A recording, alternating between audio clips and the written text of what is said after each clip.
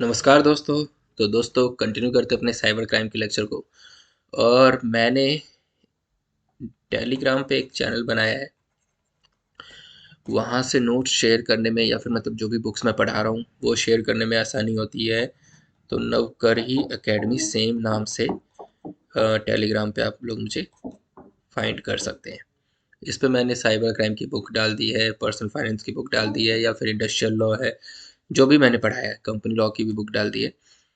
ठीक है, कोशिश करूंगा कि जो 10 ईयर है पर्सनल फाइनेंस का वो भी उस पर स्कैन करके मैं डाल दूं, क्योंकि कुछ बच्चों की क्वेरी आ रही है कि सर 10 ईयर मार्केट में है नहीं पर्सनल फाइनेंस का ना।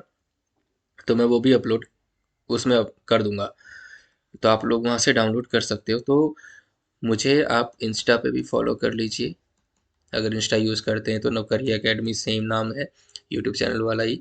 और टेलीग्राम पे भी सेम नाम से आप मुझे सर्च कर सकते हैं। तो चलो हम कंटिन्यू करते हैं। Recognition of foreign certifying authority bye controller.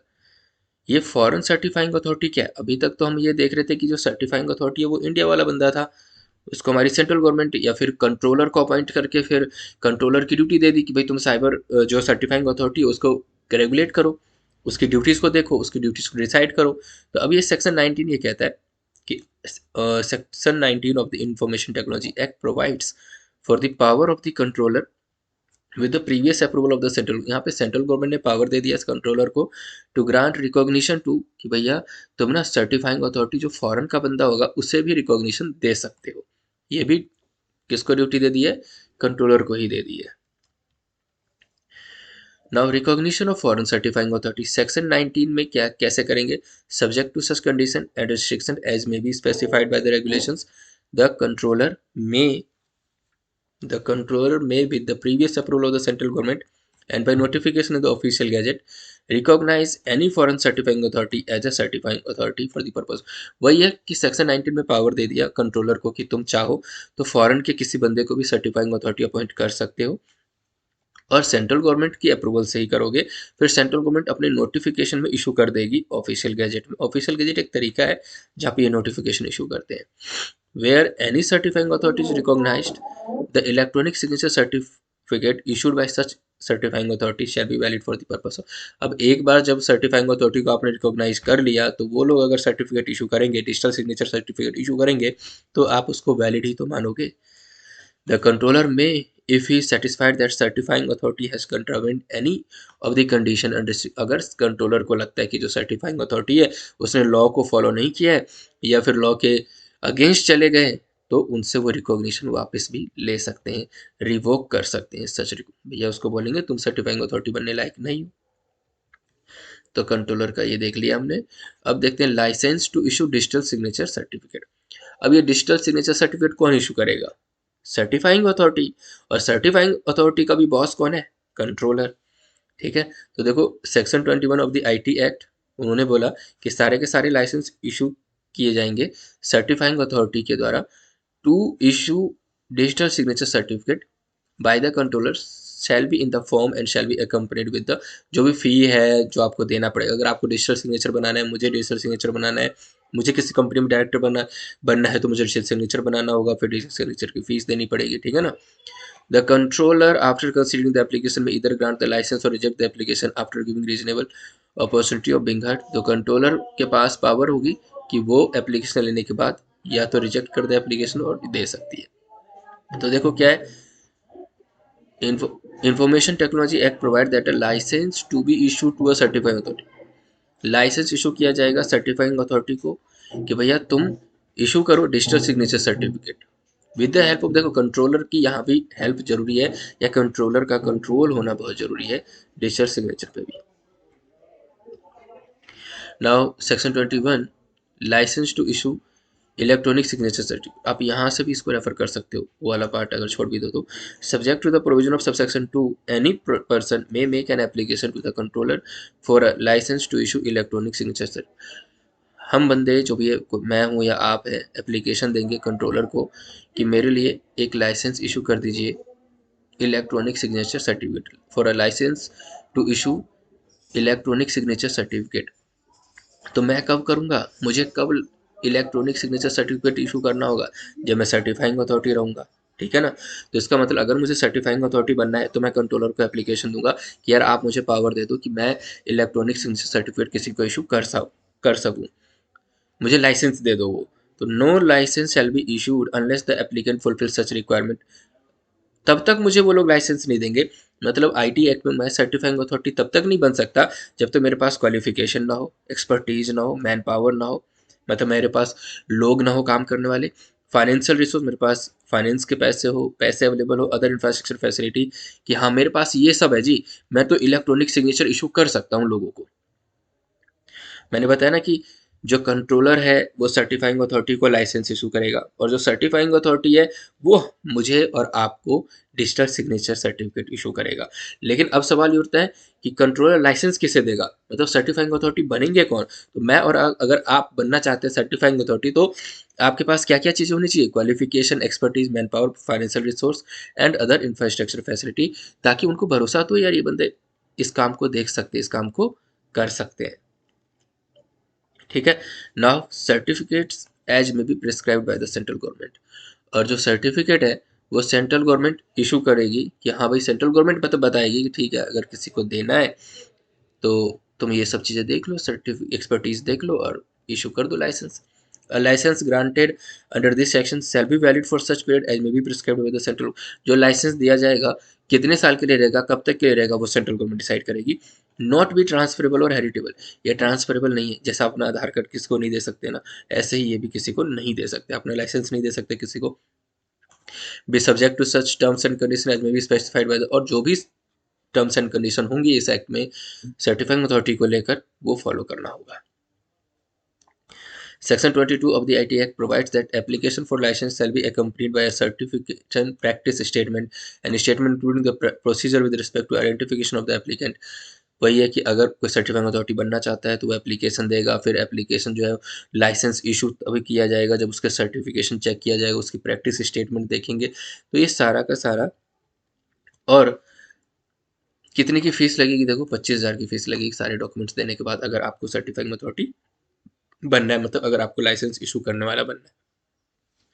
Section 22 application for licence, अब सर्टिफाइंग अथॉरिटी जो है बनने के लिए, लाइसेंस लेने के लिए आपको अप्लाई करना होगा। Every application for issue of a licence shall be in such form as may be prescribed by the central government, जो भी लाइसेंस के लिए एप्लीकेशन देंगे उसका एक फॉर्म होगा, वो फॉर्म फिलअप करना होगा, और वो फॉर्म भी हमें सेंट्रल गवर्नमेंट ही बताएगी। Every application for issue of licence shall be accompanied by, जितने भी एप्लीकेशन होंगे लाइसेंस इशू करने के लिए जो हम देंगे, वो सर्टिफिकेशन प्रैक्टिस स्टेटमेंट देना होगा। मुझे मतलब मुझे और आपको अगर सर्टिफाइंग अथॉरिटी बनना है तो प्रैक्टिस स्टेटमेंट का सर्टिफिकेशन देना होगा। Statement including procedure with respect, कि आपको प्रोसीजर बताना पड़ेगा कि आप कैसे किसी एप्लीकेंट को पहचान पाओगे, क्या आपका तरीका रहेगा कि आप उससे सही डिजिटल सिग्नेचर इशू कर पाओ। भाई सर्टिफाइंग अथॉरिटी बनना कोई छोटी बात तो है नहीं, एक बहुत बड़ा लाइसेंस दिया जाएगा आपको, और फिर लाइसेंस देने के बाद तभी तो आप किसी को डिजिटल सिग्नेचर दोगे। पता चला आप किसी आतंकवादी को डिजिटल सिग्नेचर बना के दे रहे हो, वो डायरेक्टर बन जाएगा किसी कंपनी में, तो ये सब चीज़ें नहीं होनी चाहिए। Now payment of such fee not exceeding 25,000 की फीस देनी पड़ेगी, और कुछ अदर डॉक्यूमेंट जो सेंट्रल गवर्नमेंट मांगे ये सब आपको देना पड़ेगा, तो आपको लाइसेंस दिया जाएगा। Now renewal of licence, licence का रिन्यूअल कैसे करें। Section 23 of the IT act provide that application for renewal, अब एक बार लाइसेंस मिल गया ना तो आप इसे रिन्यूअल भी करा सकते हो, 5,000 की फीस दे देना, ठीक है। Renewal of licence, an application for renewal of licence shall be in such form, मतलब एप्लीकेशन देना होगा, फिर से रिन्यूअल के लिए फॉर्म भरना होगा, 5,000 की फीस देनी होगी, ठीक है ना।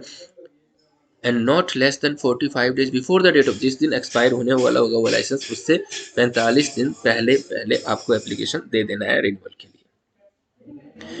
हमारी सोसाइटी में ये क्रिसमस की तैयारी हो रही है, तो वही लोग सेलिब्रेशन कर रहे हैं, तो अगर शोर हो रहा है तो सॉरी, थोड़ा सा आप इसे इग्नोर करना, ठीक है ना। चलो जी, कंट्रोलर्स पावर्स। अब कंट्रोलर के पावर क्या है भाई, अगर इसको लाइसेंस देने का पावर है तो लाइसेंस ग्रांट करने का पावर है, तो रिजेक्शन का भी पावर होगा। तो देखो सबसे पहला पावर दे दिया, प्रोसीजर फॉर ग्रांट और rejection for licence by controller. Controller के पास पावर है कि वो किन किन को लाइसेंस देगा और लाइसेंस देने के लिए क्या क्या प्रोसीजर होंगे वो बताएगा, और किस किस का लाइसेंस रिजेक्ट कर देगा, किस किस का लाइसेंस रिजेक्ट कर रहा है वो भी कंट्रोलर के पास पावर है। तो आप बस हेडिंग से ही इसको इतना याद रखो। हाँ, लेकिन ये किसी को कैंसिल कर रहा है, एप्लीकेशन रिजेक्ट कर रहा है, तो उसको रीजनेबल अपॉर्चुनिटी देगा कि भाई तुम्हारा हम कैंसिल कर रहे हैं, तुम्हें बताओ अगर कोई है तुम्हारे पास और कोई वैलिड डॉक्यूमेंट्स, वैलिड चीज़ें कि हाँ हम कंसिडर करें उसे। ना प्रोसीजर फॉर ग्रांट और रिजेक्शन ऑफ लाइसेंस, कंट्रोलर चाहे तो एप्लीकेशन के लेने के बाद सारे डॉक्यूमेंट्स चेक करने के बाद अगर उसको सही लगता है तो लाइसेंस दे देगा, ग्रांट कर देगा, नहीं तो रिजेक्ट कर देगा। हाँ, जब रिजेक्ट करेगा तो अपॉर्चुनिटी देगा उसको अपनी बात रखने के लिए कि हम तुम्हें रिजेक्ट कर रहे, बताओ क्यों तुम्हें रिजेक्ट ना करें, तो एक मौका जरूर देगा। फिर है suspension of licence by control. अब लाइसेंस तो दे चुका है कंट्रोलर, लेकिन अब उसको सस्पेंस मतलब सस्पेंड करने वाला है लाइसेंस। अब जैसे मैं सीए बन जाऊंगा, ठीक है, तो सीए बनने के बाद मुझे भी एक लाइसेंस दिया जाएगा, जिस लाइसेंस को यूज करके मैं फाइनेंशियल इंफॉर्मेशन को सर्टिफाई करूंगा। मैं अगर प्रैक्टिस में जाता हूं तो कल हो कि मैंने किसी गलत फ्रॉड कंपनी के फाइनेंशियल स्टेटमेंट को सर्टिफाई कर दिया और मेरे अगेंस्ट अगर एक्शन लेंगे, तो जो मेरे सीए के इंस्टीट्यूट वाले हैं सबसे पहले मेरा ये सीए का लाइसेंस सस्पेंड कर देंगे। तो जरूरी नहीं कि एक बार लाइसेंस ले लिया तो वो सस्पेंड नहीं होगा। तो आप कल हो के बेईमान इंसान बन जाओगे, कल हो के बेकार इंसान बन जाओगे, तो आपके साथ भी वही होगा जो बुरे लोगों के साथ होता है। तो देखो सस्पेंड कर देंगे, ठीक है। Section 25 of the IT act provide that controller may revoke, इसको लेकिन बोलेंगे रिवोक करना, वापस ले लेना of a licence on ground such as incorrect, गलत जानकारी, फॉल्स मैटेरियल, गलत इंफॉर्मेशन आपने दी है जी एप्लीकेशन बनाते टाइम। एप्लीकेशन जब आपने दी ना तो अपने आप को पढ़ा लिखा ईमानदार बता दिया, ठीक है। Ground of contravention any provision, या तो आपने इस एक्ट में कोई गलती कर दी, कंट्रावीन कर दिया, मिस्टेक कर दी, रूल को फॉलो नहीं किया, रेगुलेशन को फॉलो नहीं किया, तो भी आपसे लाइसेंस वापस ले लेंगे, ठीक है। लेकिन लाइसेंस वापस लेने से पहले आपको अपॉर्चुनिटी देंगे, मौका देंगे कि बताओ भाई तुम्हारी गलती को क्यों ना हम ध्यान दें, या तुम्हारी गलती को क्यों माफ कर दें, ठीक है, तब जाके उससे ले लेना। Now no licence shall be suspended for a period exceeding 10 days, 10 दिन से ज्यादा का लाइसेंस सस्पेंड नहीं होगा unless the certifying authority has been given reasonable opportunity for showing cause against the proposed suspension. मतलब जब जब तक उसको मौका ना दे कि भाई रीजनेबल अपॉर्चुनिटी तुम्हें मौका दिया जा रहा है, बताओ हम क्यों ना सस्पेंस करें, अगर मौका नहीं दिया तो 10 दिन से ज़्यादा सस्पेंड नहीं कर सकते आप। तो मौका देना बहुत जरूरी है।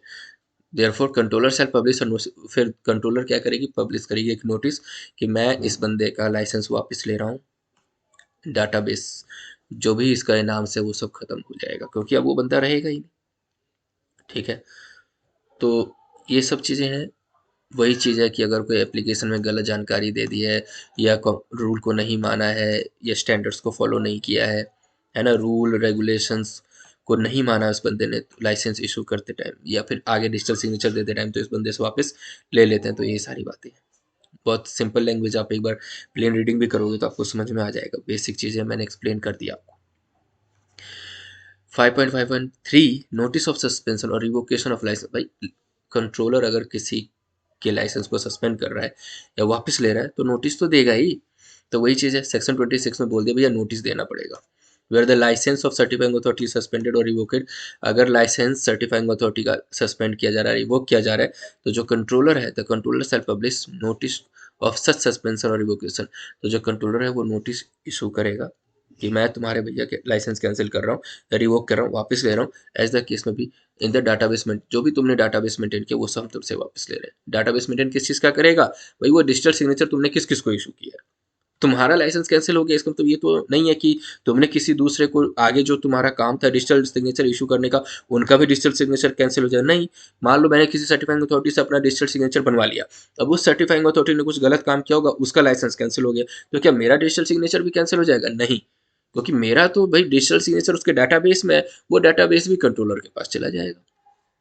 फिर कंट्रोलर किसी और सर्टिफाइंग अथॉरिटी को काम दे देगा। Where one or more repository specified the controller shall publish notice of such suspension और revocation.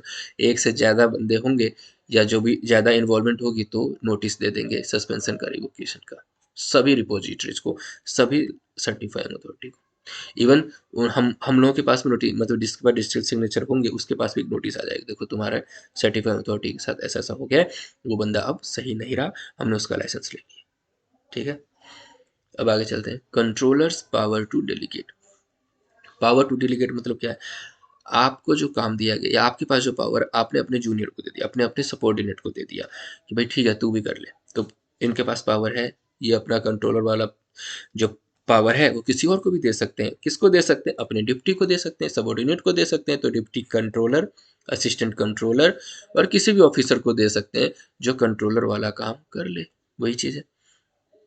Now controllers power to investigate contraventions. Controller के पास पावर है कि अगर कोई गलती हुई है, कोई लॉ को नहीं फॉलो किया जा रहा है, तो उसको इन्वेस्टिगेट करे, दिमाग लगाए, खोजे उसकी गलती को, और कंट्रोलर या फिर उसके किसी भी ऑफिसर को ऑथराइज कर देगा कि यार इस पे नज़र रखो, इन्वेस्टिगेट करो कि प्रोविजन के किस किस एक्ट के, इस एक्ट के किस किस प्रोविजन की फॉलो या कंप्लायंस नहीं कर रहे हैं। और कंट्रोलर ऑफिसर जो है वो पावर को एक्सरसाइज कर सकता है, इनकम टैक्स अथॉरिटी को अपने साथ ले सकता है कि भाई देखो ऐसा है, कुछ गड़बड़ लग रही है इस बंदे के अंदर। ठीक है। Now access of computers and data to controller. किसी भी कंप्यूटर को चला लेना ही एक्सेस ऑफ कंप्यूटर कहलाता है। ठीक है ना। तो अब देखते हैं क्या है। Section 29 access to computer and data without prejudice to the provision of subsection 1 of section 69। 69 के प्रोविजन को कैंसिल मतलब मानते हुए the controller or any person authorized by himself has reasonable cause to suspect that any contravention of the provision of this chapter made thereunder the committed have access to any computer system, any apparatus, data or any other material connected with। मतलब ये अगर controller को doubt हो गया, उसका officer को doubt हो गया, तो उनके पास पावर है कि वो किसी बिल्डिंग को एक्सेस कर सकते हैं, किसी कंप्यूटर को एक्सेस कर सकते हैं और तुम्हारे डाटा की चेकिंग कर सकते हैं कि ये बंदा कुछ गलत तो नहीं कर रहा है। मतलब ये सब सर्टिफाइंग अथॉरिटी के लिए। ठीक है ना। लाइसेंस जो इशू करता for the purpose of section controller or any person authorised by him में direct person charge otherwise concern with the operation of computer system, data operators or material provide him with reasonable technical other. मतलब अगर controller चाहे तो उसको controller चाहे तो उसको आपको सपोर्ट करना पड़ेगा, असिस्टेंट मतलब हेल्प करनी पड़ेगी, टेक्निकल सपोर्ट करनी पड़ेगी उसको, हेल्प की ये सब चीज़ें फाइंड आउट करने में। Now issue suspension and revocation of digital signature. अब आ गया है, अभी तक तो लाइसेंस के सस्पेंशन, लाइसेंस के रिवोकेशन की बात हो रही थी, अब डिजिटल सिग्नेचर सर्टिफिकेट जो मेरे और आपके पास डिजिटल सिग्नेचर होगा लेंगे अब कंपनी बनाने के लिए, तो फिर उसका क्या सस्पेंशन होगा? तो उसका सस्पेंशन कौन करेगा? कंट्रोलर करेगा या सर्टिफाइंग अथॉरिटी? भाई सर्टिफाइंग अथॉरिटी ने इशू किया तो सर्टिफाइंग अथॉरिटी के पास ही पावर होगी ना। सर्टिफाइंग अथॉरिटी के लाइसेंस को अगर कैंसिल करना है या फिर उसको खत्म करना है तो फिर वो कंट्रोलर का काम है। तो देखो chapter 7 of the IT act deals with digital or electronic signature certificate. It should be noted that information technology amendment act 2008 substituted the word electronic signature in place of digital. देखो पहले तो ये था डिजिटल सिग्नेचर, अब लेकिन उसको electronic signature के साथ बदल दिया गया है 2008 के एक्ट में। तो section 35 to 39 of the IT act contains provision regarding. तो सेक्शन 35 से लेकर 39 तक के जो आईटी एक्ट के जो सेक्शंस हैं वो बताते हैं कि कैसे इशू किया जाएगा, कैसे सस्पेंशन किया जाएगा, कैसे रिवोकेशन किया जाएगा इलेक्ट्रॉनिक सिग्नेचर सर्टिफिकेट का। ठीक है। तो क्या इसको हम अभी फिनिश कर लें या नेक्स्ट लेक्चर में जाएं? चलते हैं नेक्स्ट लेक्चर में करते हैं पूरा का पूरा डिजिटल सिग्नेचर वाला पार्ट समझेंगे। अभी तक हमने इसमें सर्टिफाइंग अथॉरिटी के लाइसेंस को समझा, कंट्रोलर कैसे सस्पेंड करेगा, कैसे देगा लाइसेंस। अब सर्टिफाइंग अथॉरिटी किसी को डिजिटल सिग्नेचर कैसे इशू करेगी, कैसे सस्पेंड करेगी, वो सारा हम देखेंगे। तो मिलते हैं नेक्स्ट लेक्चर में। वीडियो को लाइक कर दो या करो यार, कमेंट कर दिया करो, शेयर कर दो अपने दोस्तों के साथ, और चैनल को अगर अभी तक सब्सक्राइब नहीं किया तो सब्सक्राइब कर देना, बेल आइकन को प्रेस कर देना, पता लग जाएगा कि मैंने कोई नया वीडियो अपलोड कर दिया है। तो ठीक है जी, मिलते हैं नेक्स्ट लेक्चर में, तब तक के लिए बाय बाय, टेक केयर।